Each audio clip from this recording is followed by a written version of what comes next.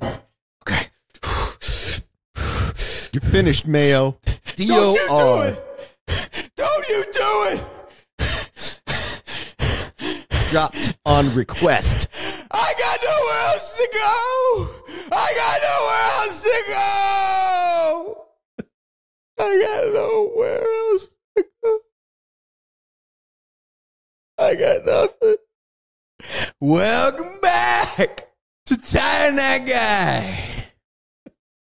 I'm Richard Gere, and I'm doing a podcast with my buddy, Louis Gossett Jr. and today is an episode we're going to honor one of our great actors, and talk about some of our favorite performances and the things that he's done, and obviously by our acting marvelousness, our talent and expertise, you probably guessed that we just improved upon Officer and a Gentleman. Do you think we improved upon it?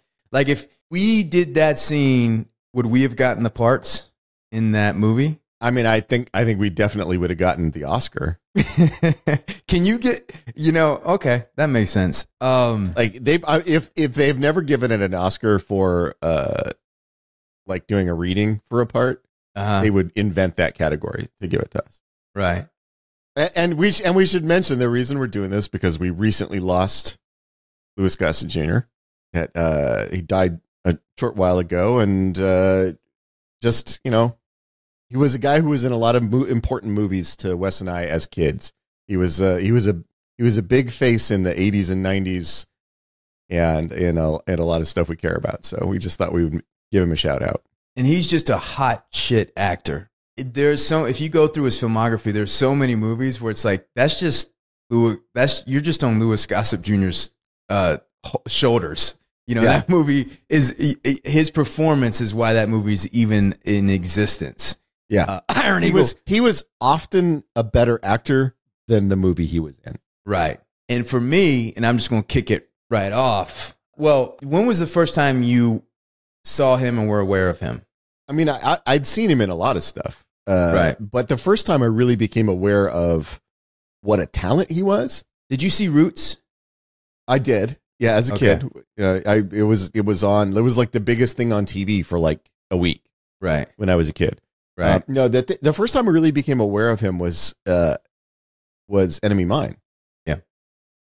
Because I mean, I had seen Iron Eagle as a kid, all that stuff. So I'd seen him in a ton of stuff, but you watch Enemy Mine and you're like, you can't even see who this guy is because he's got so much fucking makeup on, and he's still the best thing in this movie. Right.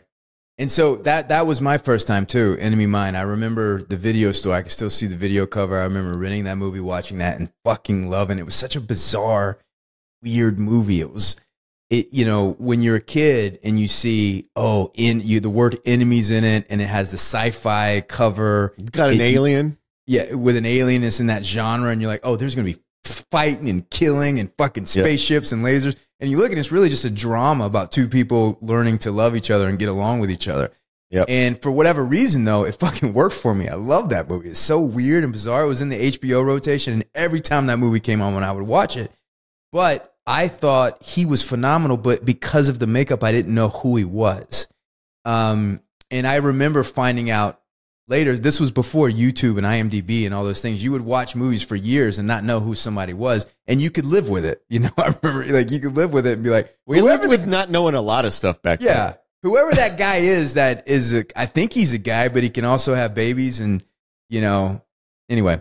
So, but when I really was impacted by him was the first time I saw Officer and a Gentleman. That movie is so powerful to me. I fucking loved that movie. And I remember... Is that movie the reason you joined the Navy? The movie so I saw Top Gun first before I saw Officer and a Gentleman. I think the reason that I never connected with Iron Eagle, and I know we'll go into that later, and I'm a fan of 80s cheese. To me, Iron Eagle is Louis Gossett Jr. If he was not in that movie would collapse like a house of cards. Oh yeah. And nothing about, but when I think I saw that movie after Top Gun, and I was just like, what is this? I can't even, like, this is not. But I saw Officer and Gentleman after Top Gun, and what really affected me is I just saw Top Gun, and Top Gun was 87. I think Officer and Gentleman was 82. So I was late to the party. My dad actually told me, you got to watch this movie, Officer and Gentleman. You're going to really like it. And coincidentally, Robert Loggia reminds me a lot of my dad in that movie. And I was like, now I know why you like that. An old salty sailor that, you know, likes the ladies and, you know, is not above paying for it. No, I'm just kidding. Sorry, Dad. You know, I live with my dad. So like, but what I noticed right away is, so I was a massive Top Gun fan. I love Top Gun. I remember the adrenaline and the excitement of it. But Top Gun was these hotshot jockeys, like athletes, right? And they were the best of these athletes, and it was ego. And Tom Cruise, Maverick, was about racing the motorcycles and the speed and seeing the engines. And that worked for me on that level. What I noticed about Officer and a Gentleman and seeing it after the fact is that the motivation was not even flying. The motivation was, well, for Mayo's character is like, this is the only way out. This is the only path that he knows at this time. And there was like a class. I mean, I don't think I understood at the time how I'm articulating it now, but there's a class struggle within the movie where it's their only way out is to become a pilot, but everybody in this town's only way out is to hitch themselves to a pilot. Yeah. And so there was something that was interesting about that. And the thing about Mayo is there's a longing for a father figure, a father character. And what I thought Foley, Axel Foley, by the way, his name is Axel Foley in the movie. And that's, I mean, is that before Beverly Hills? Yeah, that was 82. So, or it was around the same time. But I wonder, like, how that it's before Beverly Hills Cop, for sure. Yeah. So why did Eddie Murphy still Axel Foley? It's crazy. Well, in the 80s, you were required to have at least one Axel Foley in your movie. It was a 80s law. We later repealed that one. So there was the adrenaline and the excitement of Top Gun, but there was something way deeper about Officer and a Gentleman that really resonated with me. And his relationship with the drill instructor was so powerful to me. And what I realized is, like, the transition, you see Scott Mayo come into boot camp, and he's somebody that didn't really have a father, who grew up outside of Subic Bay, Philippines. My dad, coincidentally, he spent a lot of time in Subic Bay too. So there might be some of that, like that nostalgia, like all his stories and everything to it. But he raised himself. You know, his dad basically let him know he wasn't wanted. He came up on the streets.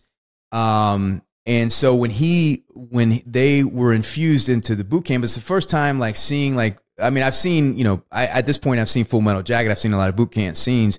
But I'm always fascinated in that process where you come in and you're stripping the ego down, right? Yeah. And so what he notices right away from Mayo is that this guy is all about himself, all about number one, and that's how he survives. It's like, I'm just looking out for number one. I'm going to figure it out. I'm going to outstart the system. And what Axel Foley sees right away is, like, that's putting people's lives in. Like, you were not a pilot. You are not a military.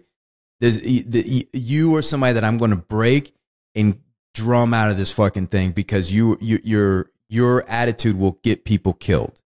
And so the beginning of that whole story and that whole relationship, and then when that scene, that inflection point in the movie, when he's like, I'm going to fucking break this guy, and then he just breaks him bare, and he's like, I got nothing.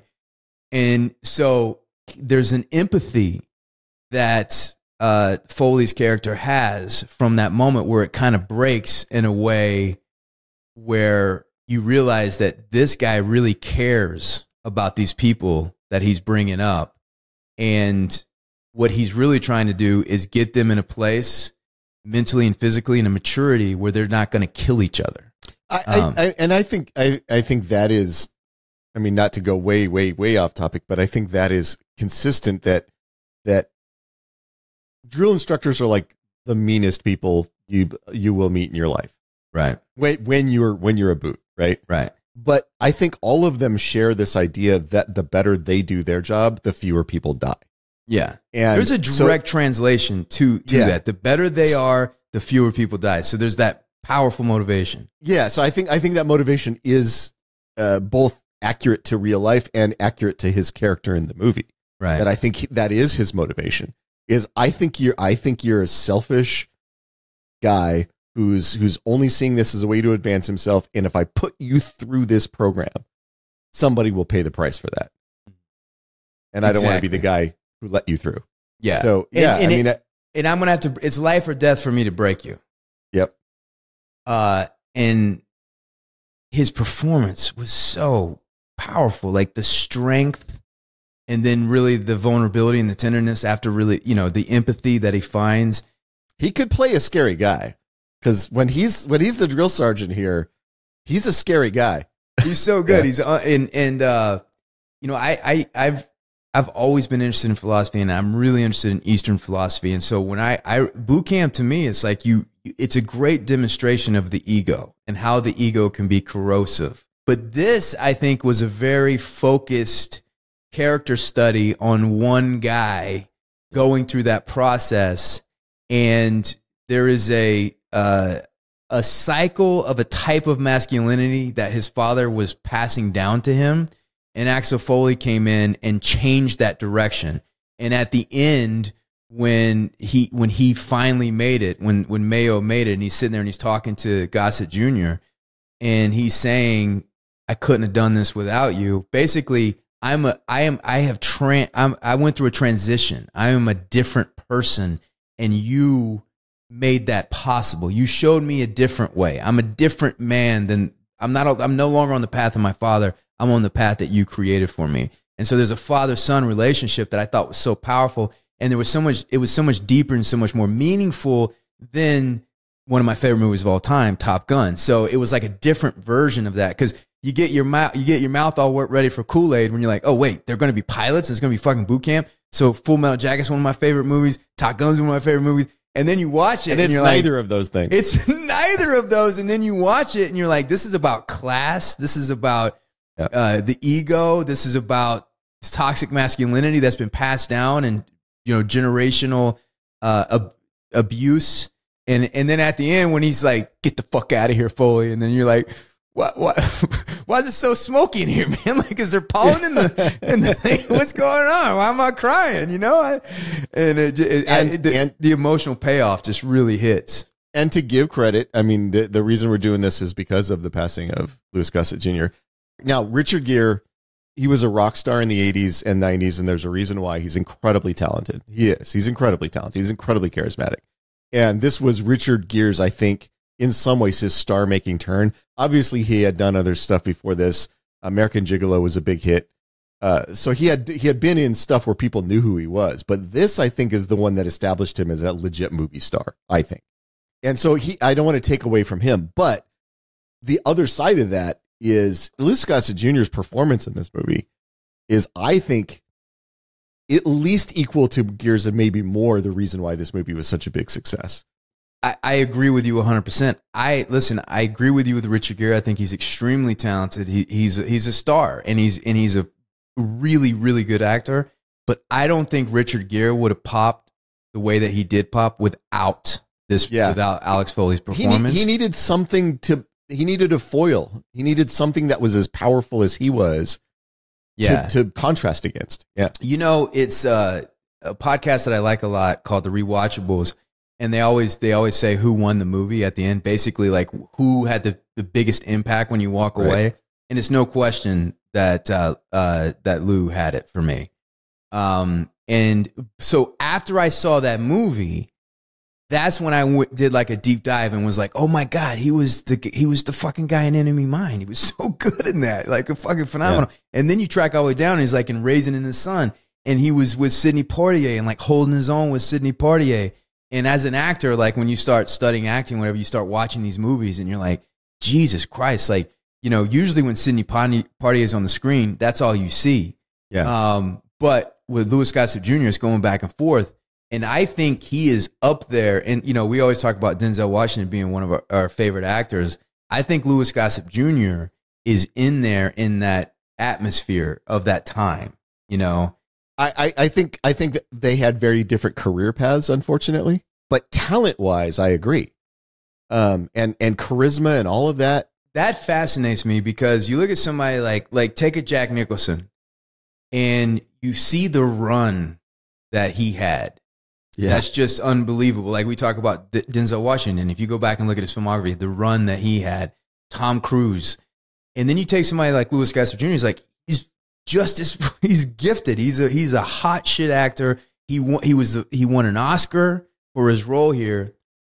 Why does he not have the same caliber of movies? He has the same caliber of performances in bad movies, but what is that an agent managerial? Is that choices he makes or whatever? Because he has all the stuff, he has all the potential, and what a presence on screen, especially like when he was in his prime.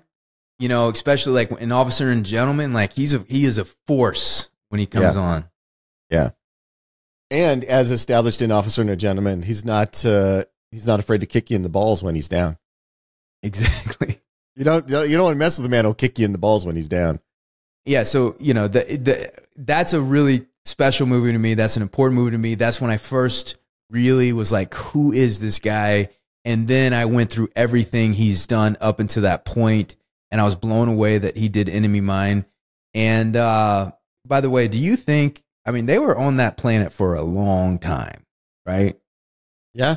And if Louis Gossett Jr. can have a baby, does that mean he has a vagina? And if he has a vagina and they're on the planet for a long time, you see where I'm getting? You see where I'm getting at? Now, I don't know about the alien physiology of the character in Enemy Mine, but I do think definitely those guys probably gave each other a handy every now and then.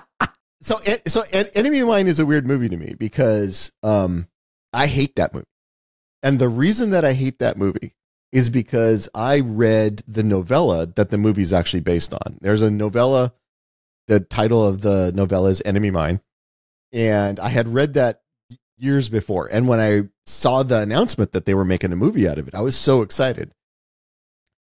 But the movie they made, the script they wrote for it, completely fucks up the story of Enemy Mine. It's the dumbed down, shitty version of the story. And it really pissed me off as a young guy who liked reading sci-fi at the time. But here's the reason I'm saying that is because the thing that makes the movie good, in spite of the bad script, in spite of the ways they fucked up the story, all of those things, is Louis Gossett Jr.'s performance as the alien is amazing. It's like it's maybe one of the best performances as an alien I've ever seen on film. Did you hate watch it? Is it one of those movies? No, I didn't know how badly they had fucked the story up. Well, so I watched it and I was like, what are they doing? This isn't the book. This is some crappy how did they depart from the novel? Okay, so the story of the novella is just the drama. These two fighter pilots land on, it's basically the beginning of the movie where this fighter pilot crashes on this planet. He discovers that the alien that he had shot down also crashed on the planet, and they set about trying to kill each other and wind up in a situation where they have to cooperate to survive instead of killing each other, right? And then the novella is just the two of them together and learning about each other's cultures and all of that stuff. All that sort of the middle part of the movie is the less well-written version of that part of the novella. And then it ends with, it doesn't end with, but there's the birth of the kid, and the death of the alien character, and then the guy having now to raise his former enemy's kid. And then one of the big things that is, and they do this in the movie, which is, I appreciated that they did it in the movie. It's my favorite part of the novella, is that the alien tells the human, the only way my child will be accepted into the society, into my culture, is if he can go before the elders and recite his lineage. And so he forces the human to perfectly learn his lineage, not forces, but asks him to do it. He agrees to do it. He perfectly learns his lineage so that he can later, when the kid is old enough to learn it, he can teach it to the kid. And the end of the novella is the human and obviously the humans and aliens have stopped fighting each other at some point during all of this. They find the human and the kid. They take them. The human takes the kid to his home planet, and the end of the novella is the kid recites the thing to the elders and is accepted into society. And as a kid, I found that incredibly moving. Like, it's beautiful. It's a beautiful story, and all it is just a guy learns that he doesn't have to hate the people that he's been taught he has to hate, takes on caring for this kid, and then does this incredible feat to get the kid ready to go back into his society. I found all of that very moving. What they replaced that with in the stupid fucking movie is an actual okay, so enemy mine is not a mine that is my enemy. It is my enemy, right? It is a fancy way of saying my enemy, right? Right. In the movie, they're like, hey, what if there was actually a mine? Then enemy mine could mean the mine, but they're kidnapping these kids and forcing them to work in a mine. Then that's the enemy mine. Oh my God. It's so fucking dumb. It's so dumb. It's like Studio Notes the movie. That is, look, I hate to be this guy because we love 80s movies. We love 80s cheese. But every now and then you get on the wrong side of it and you're like, it's such an 80s thing. Like, let's make it an enemy mine, you know? And then it's such an 80s thing to do. And again, like Iron Eagle, like I should love Iron Eagle, but I was never an Iron Eagle fan. I think that, and maybe I should watch it again to see what it was, but I think I should love that movie. It's a teenager who's like stills an F-14. Is it F-18 or F-14? F-16. F-16. Stills an F-16 and goes and saves his dad and all that stuff. And that should be something I'm into. But the movie, I didn't not, it just kind of was there. And I would watch it and every time I watched it, I was like, I should like this, but it's just not there. Okay. So it's not good. Yeah. And I saw it. So, when I was the age, whatever it was, like I was a teenager, I guess, when that movie came out. And, I had a buddy who was, quite a bit older than me, but he and I had become friends because we were both into like, the early computers, the very first computers that were in people's houses and stuff. So, I was learning programming with him. He was also a pilot. So we would he taught me how to fly an airplane, that kind of stuff. So it was like kind of an uncle sort of relationship with this guy, and not the creepy uncle that, wants you to sit on his lap, but like the good uncle. He was a good uncle to me. Yeah. It's okay. Even though he wasn't related to the family. But anyway, I went and saw the movie with him because anything that had an airplane in it, we had to go see because he was a pilot. Right. Yeah. I remember walking out of it and thinking, oh, that was cool. Like, when you're a teenager and you really want everything you've seen to be cool. Yeah. And I'm like, that was good. It was cool. Fighter planes and stuff. But I remember being pissed about two things.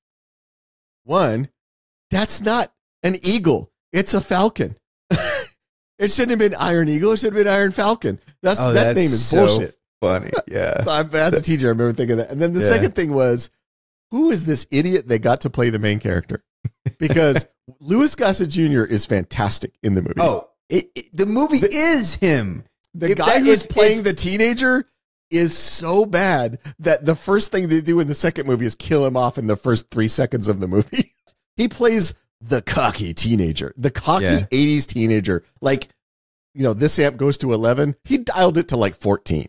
He broke the knob off. But here's the thing. Far. But that's what that movie is, right? The movie is the cliche, the surface level character, the low hanging fruit that comes to mind. There's no nuance. There's no complexity. And then you get Louis Gossett Jr. in it, who's compelling, who is interesting, who gets you emotionally involved, who has power and presence on screen.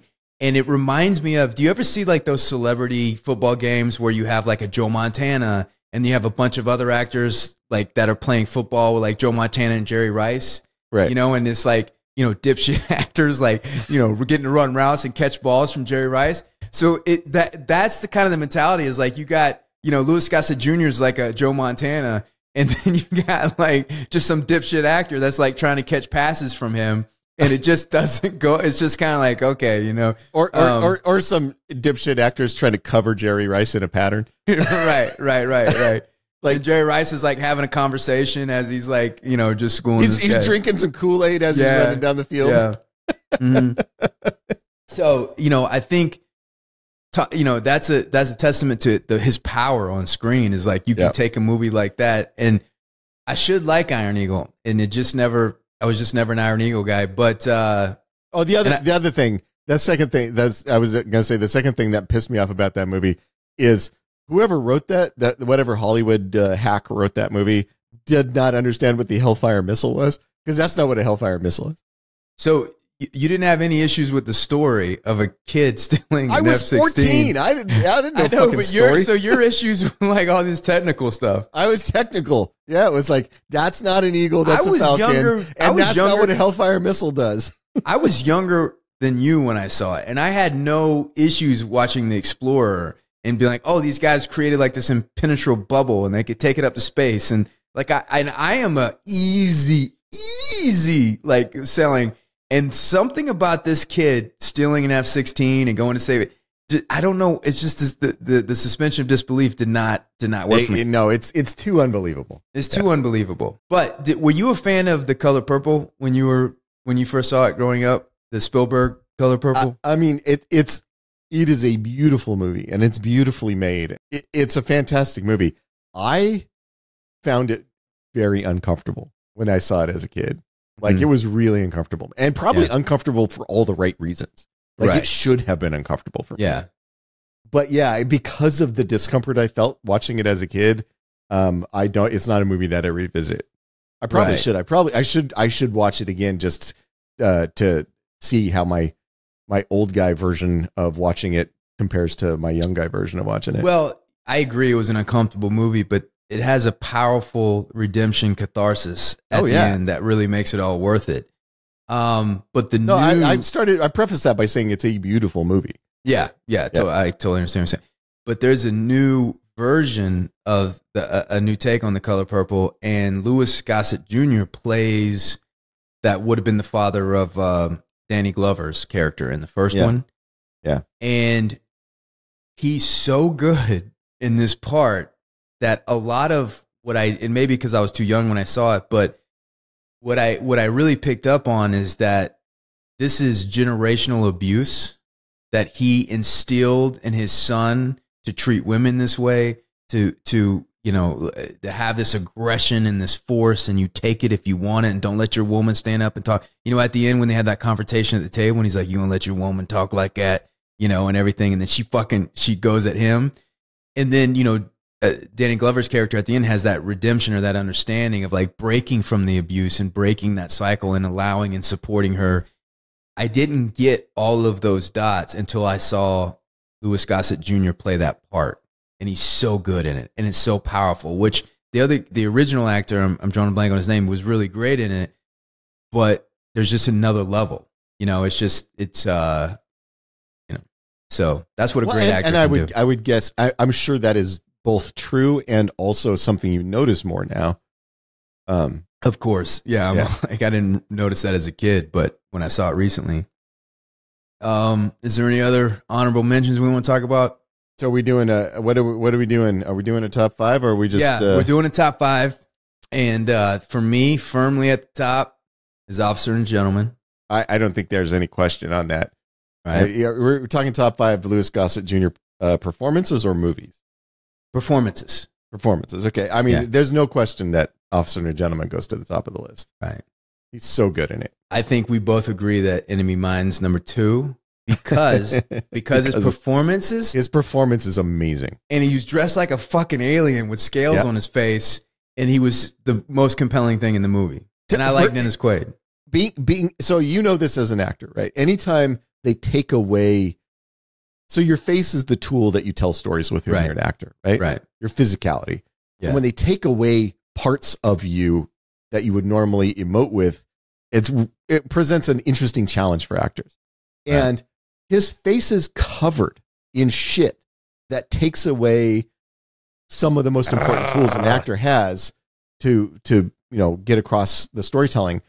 And somehow he makes that character utterly believable.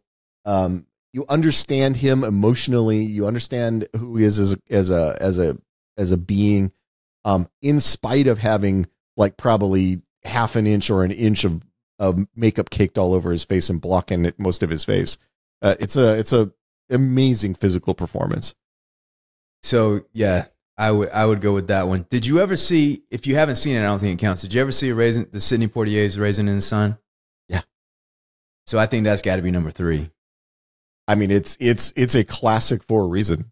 If you look at 100 best American movies, it's pretty much always going to be on that list. Only you and I would put Enemy Mine above Raisin in the Sun in terms of best. We're talking performance here. We're not talking about the movie. That's what I'm saying. We're talking about performance, and he was supporting. But it's like we were so impressed with him in this thing or whatever. But I think it's legit. I mean, I think if anybody goes back and was like, this movie does not deserve to be good. Why is this movie good? Why is the chemistry work? I'm sure Joseph wants to talk about Diggstown, but no, I honestly, if you're saying performances, then I feel as though Iron Eagle has to be on the list somewhere. I mean, get the fuck out of here. We're at 3 now. Joseph, do you have a list of his movies? Yes, I do. Let me share. I will say that I really like him in Diggstown. I don't think Diggstown is a good movie. But I really like him in it. It's a guilty pleasure for sure. Yeah, I mean Jaws 3D as well. I as far as my introduction to Louis, I did not see Officer and a Gentleman. By the way, sorry, Joseph, I have to say this. Do you want to know what the definition of working fucking actor is? I said this about Kenneth Welsh after he passed. The definition of working actor is this guy just died. He's got 11 upcoming movies. Oh my God. He's got 11 more movies coming and he's dead. Yeah. That is the definition of working actor. Scroll down to the bottom. I want to see his early stuff. Because that's the thing. Wait, this isn't a list. Well, the first thing that I ever saw him in, do you remember that horrible sci-fi show, The Secret Powers of Matthew Starr? I did not watch that. It was at the same time as Officer and a Gentleman. Oh, The Powers of Matthew Starr. There it is. He was essentially an Obi-Wan kind of protector for an alien who relocated to Earth. No, I do not remember that. It was very bad and very cheesy. I didn't see Roots, but that was one of the most important things in television. Like, it was extremely kind of changed television, didn't it? I mean, I think Roots has to go onto our list. Yeah, it was. I mean, and again, talk about uncomfortable. I mean, like I remember watching that as a kid and just being so uncomfortable about everything that was happening, which is good. It was good, uncomfortable. It's that you should be. If you're not uncomfortable watching that shit, you probably should go see a psychiatrist. Ooh, I thought he was fantastic in a mediocre movie, Toy Soldiers. I thought he was really good in Toy Soldiers. Yeah, and I remember when he one of the guys, I can't remember, it's been forever since I've seen it, but he was like, what do you think you're gonna do? They're gonna come after you, they're gonna track you down, and they're gonna kill you, and they're gonna kill everybody you know, and they're gonna kill your family. I thought that was a great I thought he was good in that movie. Yeah, I want to see where he started though. Go down to the, keep not going down to the beginning, Joseph. Just do what I fucking told you to do. Okay, there's Raisin in the Sun. Wow, look how early in his career that was. And he was already the first thing, right? No, it was this third thing, but already killing it. Yeah, he was in the Deep. Oh, I don't remember. Oh, he was in the Deep. You brought up the most recent Color Purple. Oh, and how his performance resonated with you. I think he's fantastic in that.